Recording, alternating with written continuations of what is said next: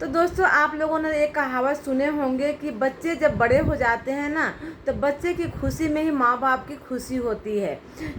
बच्चे जब बड़े हो जाते हैं तो बोलते हैं कि नहीं मम्मी नहीं पापा ऐसे होना चाहिए, ऐसे ऐसे अच्छा रहेगा। तो माँ बाप को भी लगता है कि चलो ठीक है यार बच्चे खुश हैं तो अब मेरी ज़िंदगी कितनी बची है, तो बच्चे को ही कहना कर देते हैं और बच्चे खुश रहें तो घर में खुशहाली भी रहती है और माँ बाप भी खुश रहते हैं। एक कहावत तो सुने होंगे। लेकिन आजकल जो देख रहे हैं ड्रामा फैमिली की जो आंटी जी हैं, आंटी जी को तो आप लोग आजकल देख ही रही हैं कि भाई वीडियो पे वीडियो डाल रही हैं। और वो भी वीडियो कैसे डाल रही हैं, मतलब एक एक मतलब जो कुछ घर में हो रहा है सब मतलब कुछ बोला जा रहा है, जवाब दिया जा रहा है, उस चीज़ का भी वो वीडियो पूरा एकदम 9 मिनट का 10 मिनट का छाप दे रही हैं।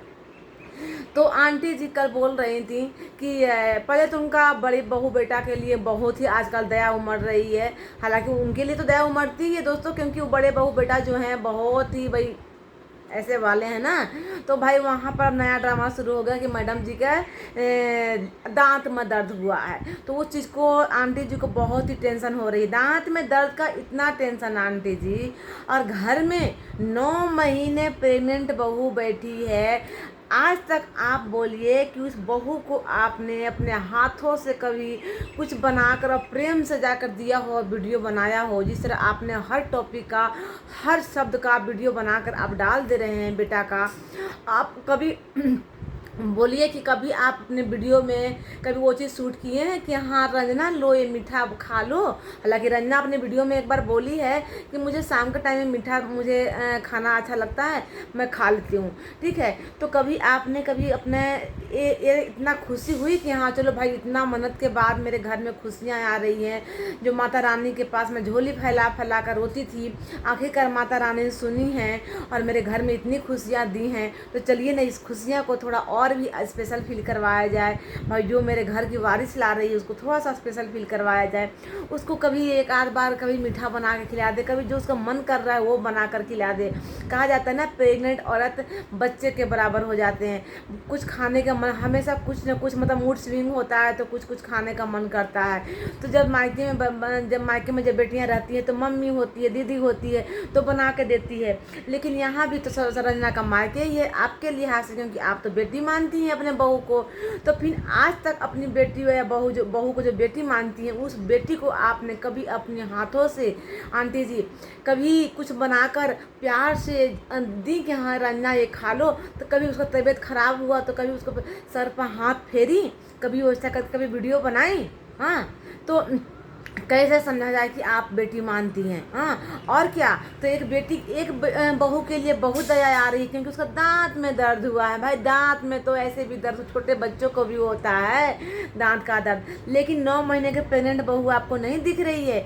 आप बोलिए कि मुझे मेरा बेटा नहीं बोला जाने के लिए हॉस्पिटल। बहू तो बोली ना आपकी जब बहू से सब कुछ बात होती है, बहू आपके साथ आके बैठती भी है, रंजना आपके साथ आके बैठती है, बात करती है, हर एक चीज़ बताती है, फिर आप क्यों नहीं रंजना के साथ गए? आपको जाना चाहिए ना कि हाँ चलो भाई ऐसा टाइम है तो चलो साथ में चलते हैं। बहुत कुछ जो डॉक्टर होती है हॉस्पिटल में बताती है। शायद कभी कभी होता है ऐसा कि लास्ट महीने चल रहा है तो वहीं का वहीं एडमिट भी ले लेती है। तो आपने क्यों नहीं गई? आप स्लीपर में जब कुछ होता है अम्बाला जी तो आप चले जाते हैं, स्लीपर में चले जाते हैं, ठीक है। और आप यहाँ 4 व्हीलर से भी 2 किलोमीटर दूर नहीं गए, बहू के साथ छोड़ दिए उसको अकेले कि मेरा बेटा नहीं बोला है। फिर किस मुँह से आप बोलती हैं कि मैं बहू को रंजना को करूँगी। मैं भी केवल यहाँ पर गिनती मुंडी गिनाने के लिए है कि कंटेंट छापने के लिए है ना। इसीलिए यहाँ पर पड़ी हुई हैं कि भाई कुछ कंटेंट आ जाए। जब आप बहू के साथ हॉस्पिटल जा ही नहीं रही हैं फिर क्यों यहाँ पर हैं भाई? तो और क्या बोला, जाओ देखा के आ जाओ, जैसा होगा वैसा मैं डॉक्टर के पास फ़ोन करूँगा। वाह अरे जबाना, वो डॉक्टर के पास जा रही हैं, बहू जा रही है और बोले जाओ दिखवा लो और मैं फिर डॉक्टर के पास बात करूँगी। अच्छा ये डॉक्टर के पास फिर बात करेंगी फिर जाएंगी, क्योंकि बहू बेटा पर विश्वास नहीं है ना कि बहू बेटा सही भी बोलेगा। और इस हालात में आप बोलती हैं कि मैं रंजना को कुछ नहीं मैं दोनों बहू को कुछ नहीं बोलती हूँ। आप अभी इस कंडीशन में अपने बहू को बेटा को एक टॉपिक को उठा कर ला रही हैं कि मुझे पूछा नहीं हॉस्पिटल जाने के लिए, मुझसे बोल नहीं रहा है, घर के राशन नहीं ला रहा है, हाँ मैं घर छोड़कर चली जाऊंगी। तो अभी इस सिचुएशन में आपको ये सब कहने की शोभा देती है? एक माँ अपने बच्चे की खुशी के लिए आंटी ना क्या कर गुजरती है, मुंह अपना बंद रख लेती है कि चलो भाई मेरे बच्चे को उसी में खुशी है तो उसी में खुश रहो। लेकिन आप क्या कर रही हैं, आप अपने आप को इतने अच्छा आप ये चीज़ बोलती हैं कि मेरा तबीयत ख़राब होता है या फिर अंकल का तबीयत ख़राब होता है तो आपका भी तबीयत ख़राब हो जाता है, और जब आपका तबीयत ख़राब होता है तो अंकल का भी तबीयत ख़राब हो जाता है। कितने आप लोग में बनती है, कितनी आपकी जनगणना मिली हुई है कि और कितना प्यार है आप लोग में कि एक दूसरे को, मतलब अगर तबीयत ख़राब होता है तो दूसरे को भी हो जाता है। उसी तरह तो आप अपने बेटा बहू को भी देखिए कि भाई उन लोग में भी भाई प्यार है। तो अगर प्यार है तो अगर आप अपने बेटा को बोल रही हैं तो क्या बहू को दुख नहीं होगा? नहीं होगा बहू को दुख।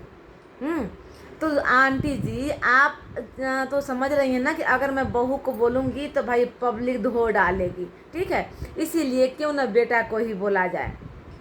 तो बेटा तो आपका जमा हुआ है, आप जन्म दी है ना बेटा को, फिर आप ही के तरह तो है। जैसे आप हर टॉपिक को ला रही हैं चीज़ को, उसी तरह आपका भी बेटा ला रहा है। हाँ, जिस तरह आप में ईगो है उसी तरह आपका बेटा में भी ईगो है।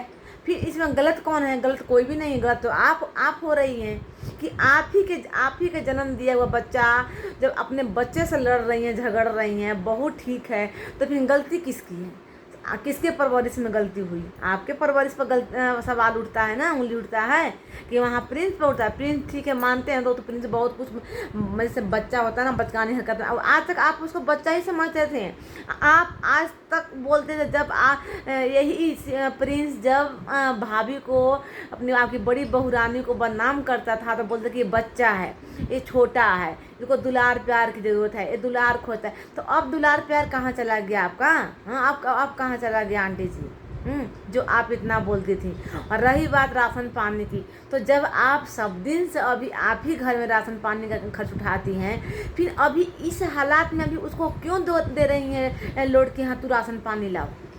वो अपना बीवी का तो कर रहा है ना, जो भी दवा है हॉस्पिटल ले जाना, वो तो अपना बीवी का खर्च उठा रहा है ना। उधर आपके बड़े सुपुत्र भी आपके अपने बहू का खर्च उठा रहे हैं। आप यहाँ का खर्च उठाती, आज से नहीं, शुरू से। फिर अभी के टाइम में जब उसके बीवी का डिलीवरी होना है, इस हालात में फिर उसको राशन पानी का क्यों उसको लोड दे रहे हैं? तो ये तो कहीं ना कहीं परेशान करने वाली बात हुई कि हाँ चलो भाई किसी तरह परेशान करते हैं। और हर बात आप जो आंटी अंकल जी से जाकर बोलते हैं, अंकल जी आपको हाँ में हाँ मिलाते हैं। आपकी बेटी जो है वो भी बोलती है कि मेरे हस्बैंड बहुत अच्छे हैं, तो फिर रंजना क्यों बोले क्योंकि मेरे हस्बैंड ख़राब है? प्रिंस क्यों अपना आपको ख़राब पति माने? भाई वो भी अपने बहू अपनी पत्नी की अपनी सेवा कर रहे हैं, तो इसमें आपको इतनी दुख क्यों हो रही है?